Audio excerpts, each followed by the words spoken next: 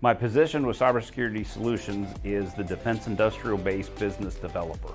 So I still get to work with those small to medium-sized manufacturers and to help them understand what CMMC really is.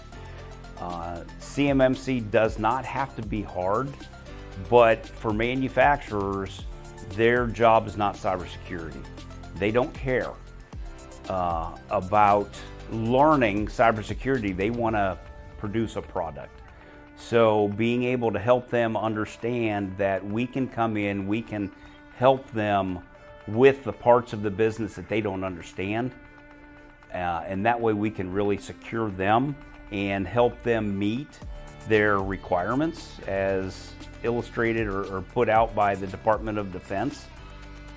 But probably the biggest thing is to help secure them so their business is secure. So they don't have to worry about, if I have a breach, if my information gets out, what's going to happen to my business.